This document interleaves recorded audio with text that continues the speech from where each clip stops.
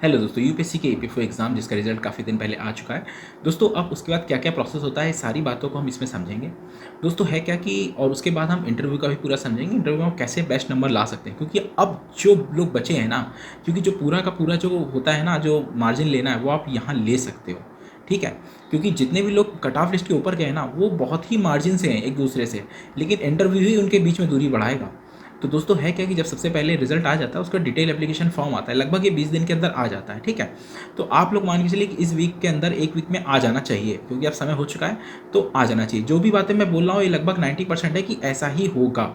ठीक है, तो दोस्तों ये मान के चलो कि इस वीक में आ जाएगा। और उसके बाद दोस्तों जो इंटरव्यू प्रपोज्ड है वो लगभग सितंबर लास्ट और अक्टूबर नवंबर दिसंबर का है पूरा। ठीक, ताकि आपका इंटरव्यू 3 महीने में हो जाए और 3 महीने के बाद आपको जनवरी में रिजल्ट मिल जाए और फरवरी में आपको ज्वाइनिंग लेटर मिल जाए। ठीक, और उसी ज्वाइनिंग लेटर के पहले ही आपका मेडिकल होगा और फिर उसके बाद ज्वाइनिंग के लिए होगा। ठीक है, तो ये पूरा प्रोसेस है। तो दोस्तों है क्या, जो डिटेल एप्लीकेशन फॉर्म है उसको लेकर मैंने जो इंटरव्यू का ग्रुप बनाया हुआ है, जिसमें 2 ग्रुप हैं, है ना, ग्रुप 1 है, ग्रुप 2 है। तो जो ग्रुप 2 है अभी उसमें लगभग 250 के आसपास लोग हैं।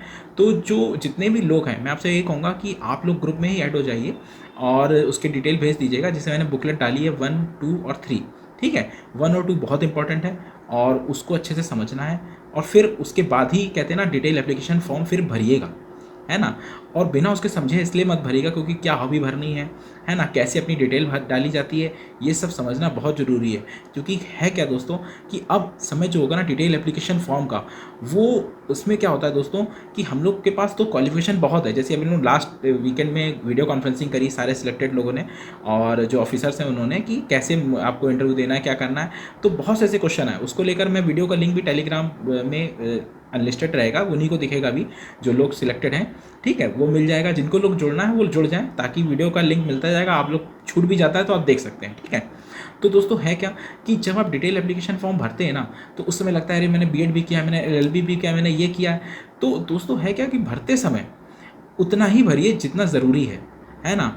ठीक है, लेकिन आपने अगर पहले भी शो कर दिया तो जो एसेंशियल उतना भर दीजिए और वही भरिएगा जिसका जवाब आप दे सकते हैं। अब मान लीजिए आपने बीएड भी डाल दिया, एलएलबी भी डाल दिया, या कुछ भी ऐसा डाल दिया, कोई स्पेशल डिप्लोमा किया, उसका जवाब आप नहीं दे पाते हैं, तो ये आपके लिए माइनस पॉइंट है।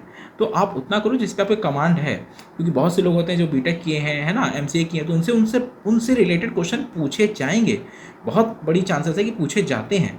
ठीक है, अब क्या है कि जैसे इस समय करंट में जो यूपीएससी में इंटरव्यू चल रहे हैं, तो जैसे भी अभी हमारे बैच के लगभग 14 लोग सिलेक्ट हुए हैं डीडी में, है ना, तो सब, और लगभग 30+ लोगों ने इंटरव्यू भी दिया था। तो उसमें यही बताया गया कि लगभग जो इंटरव्यू का टाइम है ना, बहुत जल्दी जल्दी हो रहा है, मतलब 10 से 15 मिनट के अंदर में इंटरव्यू ले रहे हैं। तो है क्या दोस्तों कि इसीलिए आपको ना अपनी जो डिटेल है, डिटेल एप्लीकेशन फॉर्म बहुत ही कंसाइज वे में बेस्ट रखनी है, ताकि अगर वो आपसे क्वेश्चन पूछें तो आप उनका रिप्लाई दे सको। ठीक है दोस्तों, तो इसीलिए जो मैंने बुकलेट 1 में ना डिटेल एप्लीकेशन फॉर्म दी, वो आपको अच्छे से करना है। ठीक है, उसके बाद उसमें हॉबी भी है।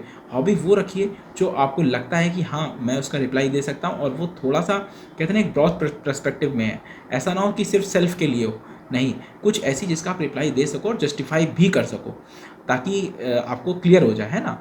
किसी को कन्फ्यूज़न रहता है तो जो वीडियो कॉन्फ्रेंसिंग होगी उसमें आप लोग पूछ सकते हैं। ठीक, अब दोस्तों क्या है कि जो इंटरव्यू की अगर हम बात करें, तो इंटरव्यू में कोई भी स्टूडेंट है, मैं आपसे ये कहूँगा कि आप लोग जिनका नहीं भी हुआ है या जो उनका तैयारी भी कर रहे हैं, तो ये सब बिल्कुल ध्यान रखो कि होता क्या है ना, कि इंटरव्यू हमारा फर्स्ट एंड लास्ट इंप्रेशन होता है। ठीक है, तो है क्या कि जितना आपने मेहनत करनी थी कर ली, अब आप इंटरव्यूअर के पास पहुँचे हैं, तो आपको ध्यान रखना है कि कुछ चीज़ों को फॉलो करना है। ठीक है, पहला चीज़ ये है कि जब भी आप प्रैक्टिस ऐसे ही करिए जैसे आप अपने घर पे हैं, अपने रूम में जा रहे हैं, तो आप ये मान के चलो कि हाँ, अब रूम के अंदर इंटरव्यू पैनल बैठा हुआ है, आपको एंटर करना है। तो आप जैसे आहिस्ता से गेट खोलने की कोशिश करिए, है ना, गेट खोलिए, फिर उनसे परमिशन लीजिए अंदर आने की, फिर उनके पास आके जब खड़े होंगे तो उनको विश करिए, फिर उनसे परमिशन लेके बैठ जाइए। ठीक, ये प्रोसेस आपको कहते हैं ना, जितने भी लोग सिलेक्ट हुए हैं, नहीं हुए, तो इससे करेंगे ना, तो आपके चलने का तरीका, आपके आई कांटेक्ट का तरीका और आपके बोलने के तरीके में ऐसे ही सुधार आएगा।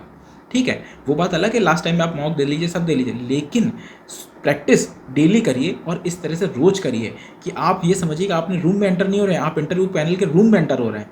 तो जब आप इस तरह से फ़ील करेंगे ना, तब आपके कहते हैं ना, आपको दिमाग नहीं लगेगा और वहाँ पे आप बिल्कुल भी नर्वसनेस नहीं छाएगी आपके ऊपर।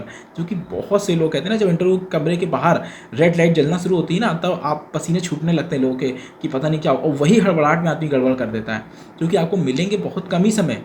अब इस समय जो करंट में इंटरव्यू चल रहे हैं वो ज़्यादा लंबे नहीं ले रहे हैं वो, इसलिए मैं कह रहा हूँ कि बहुत ही कम समय मिलेगा। तो आपको अगर अपनी छवि और अपनी इमेज अच्छी करनी है तो आपको ये प्रैक्टिस करनी पड़ेगी।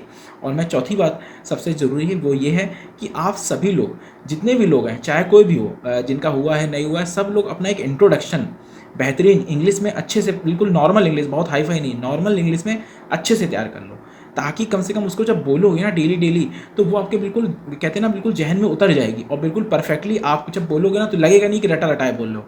तो ये चीज़ बिल्कुल सब लोग गांठ बांध लो कि नहीं, हमें 4 चीज़ें फॉलो करनी हैं। ठीक है, कैसे एंट्री करनी है, कैसे उनसे परमिशन लेनी है, कैसे उनको विश करना है ना, फिर इंट्रोडक्शन देना है। उसके बाद जैसे बहुत से लोगों का क्वेश्चन है कि बोले क्या है, हम तो हिंदी में इंटरव्यू देना चाहते हैं, इंग्लिश में। देखो, यहाँ पे यूपीएससी की तरह नहीं कि आपसे शुरुआत में पूछ ले कि हिंदी में दोगे कि इंग्लिश में दोगे, ऐसा नहीं है।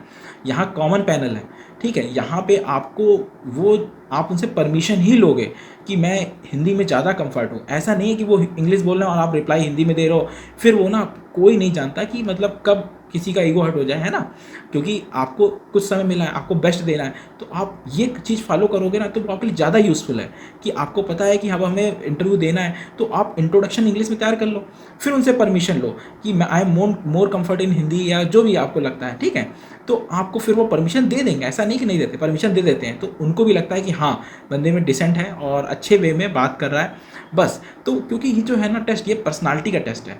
अगर आप ना भी जवाब देते हो ना, तब भी आपको फेल नहीं करेंगे, क्योंकि मिनिमम मार्क्स भी तो हैं भाई, 50% भी तो चाहिए जनरल में, बाकी में अदर के 45 है, फिर 40 है। तो आपको ये डिसेंट अगर आप रखोगे ना, तो ये जो वे ऑफ टॉकिंग है चीज़ें, तो वो आपको फेल नहीं होने देगी। भले आप सबका जवाब ना दो, लेकिन बाकी समझ गए आपको कैसे बोलना है, कैसे बात करनी है, और लैंग्वेज में कैसे, चाहे कुछ भी हो, फर्स्ट टाइम से तुरंत हिंदी नहीं बोलनी है, इतना करके जाना है, ये आपको पड़ेगा, ये समझ लो आपको, ठीक है। बाकी कोई दिक्कत हो जाती तो आप कर लेना, ऐसा कोई इशू नहीं है, वो लोग भी आपको बहुत सपोर्टिंग में होते हैं। ऐसा हार्ड एंड फास्ट रूल नहीं कि आप हिंदी बोल दोगे तो आपके ऊपर चढ़ बैठेंगे, ऐसा नहीं है, ठीक है। तो कोशिश करके दोस्तों ये करिए, जो मैं कह रहा हूँ कर लीजिए, ताकि आपको नंबर अच्छे मिल सके, ठीक।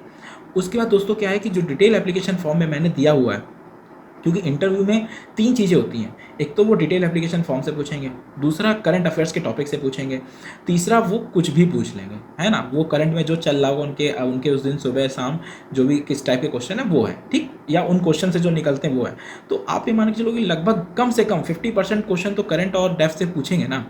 तो दोस्तों क्या है, जो मैंने बुकलेट 1 दी है और बुकलेट 2 दी है, बुकलेट 1 में मैंने डिटेल एप्लीकेशन फॉर्म के बारे में पूरा बताया है कि आपको ये तक पढ़ना है कि आप जिस ज़िले में हो उसके आसपास से कौन सी नदियाँ जाती हैं, या उस ज़िले में कौन सी कोई मंत्री वहाँ से जाते हैं कि नहीं जाते हैं, क्या पता कोई पैनलिस्ट आपके उसी जगह का हो, है ना, और वो उस चीज़ को पूछने लगे। तो आपको अपने ज़िले और आसपास के ज़िले की हर वो चीज़ जाननी है जो आपको पता हो, ठीक है।